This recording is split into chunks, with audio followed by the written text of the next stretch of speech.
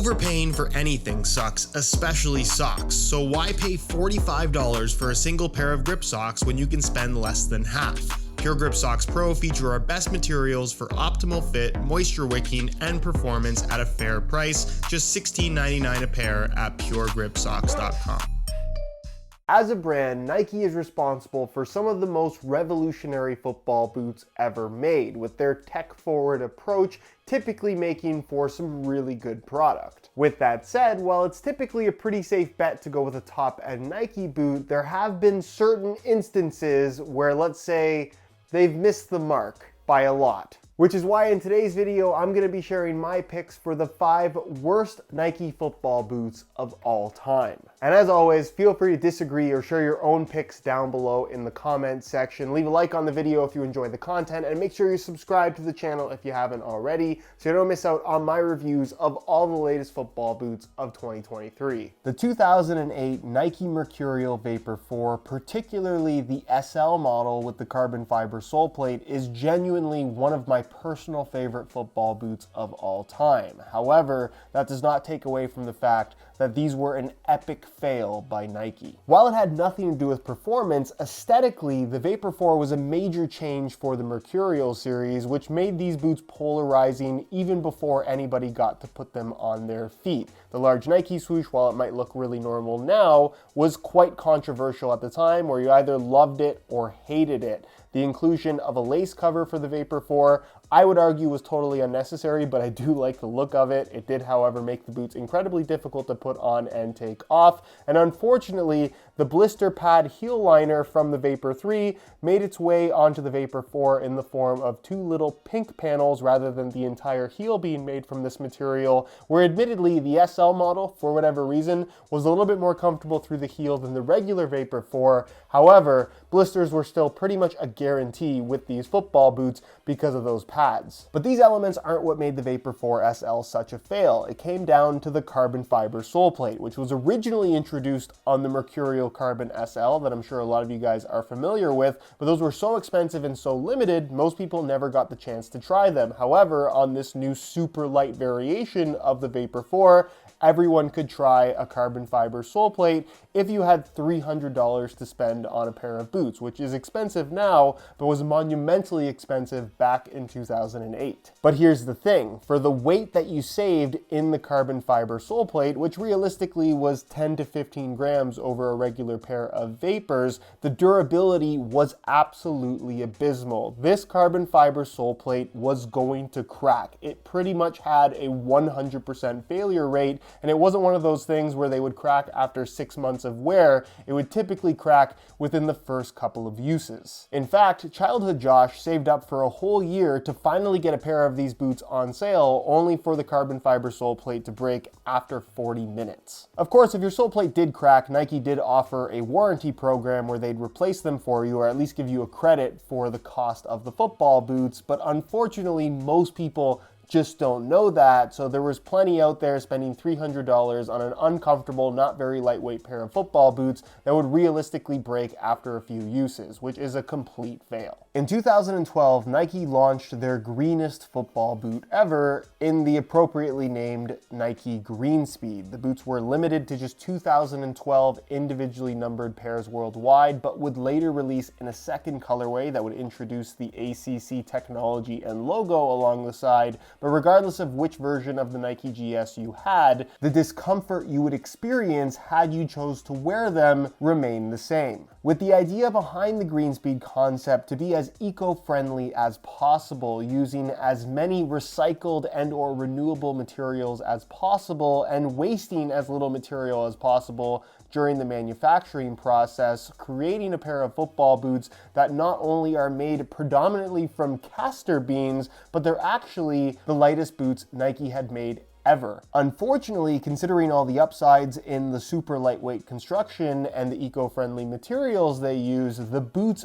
are horrifically stiff and uncomfortable. The super thin Kangalite that you find in the forefoot area of the boot is the best part of the entire upper. It's thin, it's pliable, it's similar to what you'd find on a nice pair of Mercurials. Everything else, however, is stiff, rigid, and uncomfortable. You basically have this really crunchy canvas material through the midfoot as well as for the majority of the tongue. The blister pads that were famously used on the Vapor 3 and 4 made their way back onto the Nike GS for whatever reason, basically shredding the skin off of your heels. The sole plate was incredibly stiff, and in the name of reducing weight, they used very few studs underneath your foot, which on an FG natural grass playing surface actually made for very poor traction. And there's no denying that there's very much a Mercurial-esque inspiration to the Nike Greenspeed, but if you compared it to the significantly cheaper and obviously much more readily available Nike Mercurial Vapor 8 that was available at the time,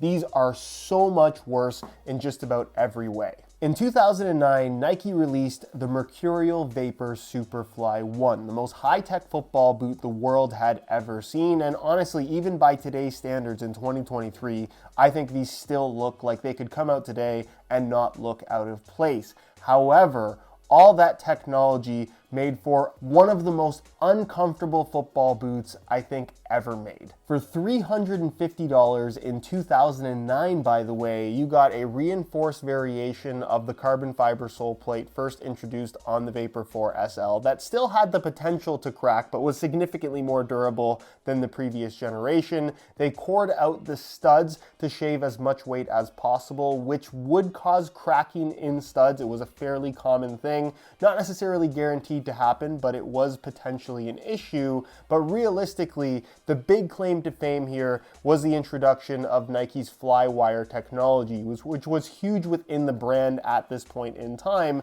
But the combination of Flywire with the Mercurial's famous Teijin synthetic made for a super thin upper that was super well reinforced to create this locked-in sprinter spike sensation when the boots were on your feet. Unfortunately, the Flywire made the Teijin synthetic so stiff and rigid that they would basically cut your feet. I got blisters wearing SUPERFLY 1s in spots where I've never had blisters before on a pair of football boots. Literally on the outside of my foot, on the inside of my foot, towards the heel, in the toe box. This is probably the most amount of blistering I've ever experienced wearing a pair of football boots, period. There were even issues prior to the launch of the SUPERFLY 1, with Nike claiming that they were the thinnest, lightest Mercurials the brand had ever made. However, during pre-production testing very close to the launch of the SUPERFLY 1, 3 of Nike's really big names actually experienced pre-production versions of the boot breaking in a match basically all in the same week, which is the reason why that initial launch colorway that was unveiled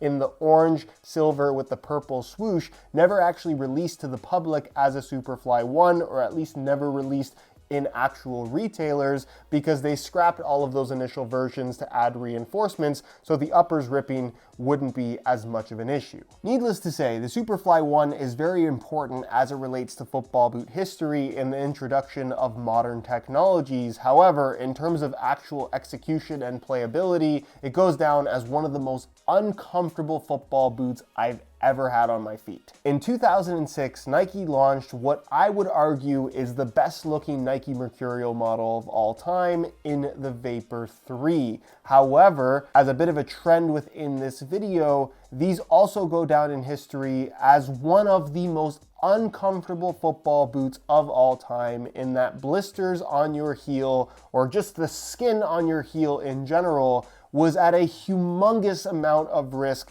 from playing in these boots. So much so that many retailers selling the Vapor 3 actually made you sign a release form style contract, basically making you aware that these football boots are going to give you really bad blisters and you can't bring them back to return them because it's not their problem. That's what these boots do, and you need to know that they're going to do that, but people bought them anyways, including myself. What made them so uncomfortable? Well, compared to the Vapor 1 and 2, which admittedly aren't the most comfortable boots in the world by today's standards, the Teijin synthetic upper was a little bit thicker and a little bit more rigid, which did give this boot a more plasticky, stiff feel in general, but really it was what was happening in the heel. This yellow perforated foam was so grippy and so firm that it effectively would just shred the skin off of your heels. And it's one of those things that was immediately noticeable. When you put these these boots on and tie the laces tight, you only had to take a couple of steps to realize how tightly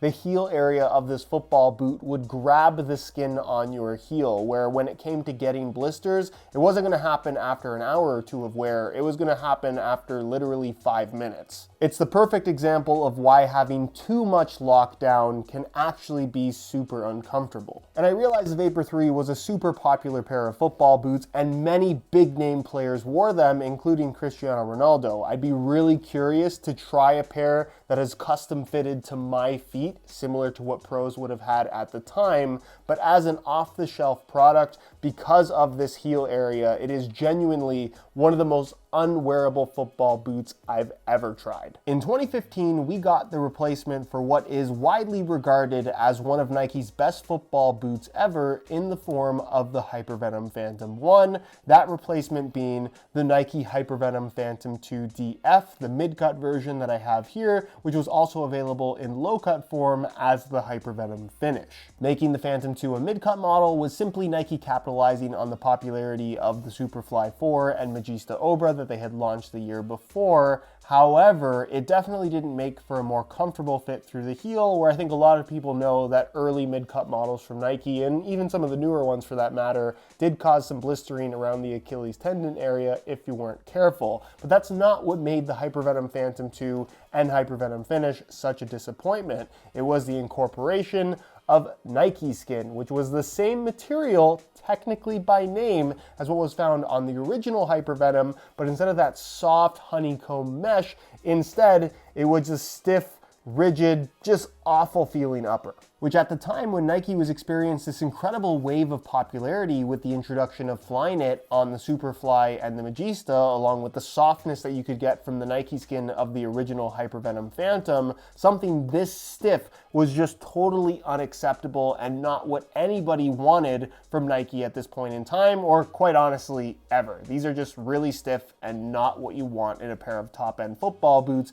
that retailed for $275. It became such an issue that their main face of the HYPEVENOM series in Neymar at the time refused to wear them and actually ended up playing in what was effectively a custom variation of the Vapor 10 at the time that had the graphics of the HYPEVENOM Phantom 2 and HYPEVENOM Finish. Also, the sales of the boots were so poor after the launch colorway because people that were genuinely fans of the HYPEVENOM Phantom 1, once they got to try the Phantom 2 and once reviews went up, people understood that this was entirely different and just an incredibly stiff, uncomfortable experience that was nothing like the original. Sales were so bad, in fact, that they actually released a second variation of the HYPEVENOM Phantom 2 and Finish, reverting back to the OG Nike skin upper, but incorporating the flywire reinforcement, kind of giving you the best of both worlds of what they did here in the added structure to the upper, and of course,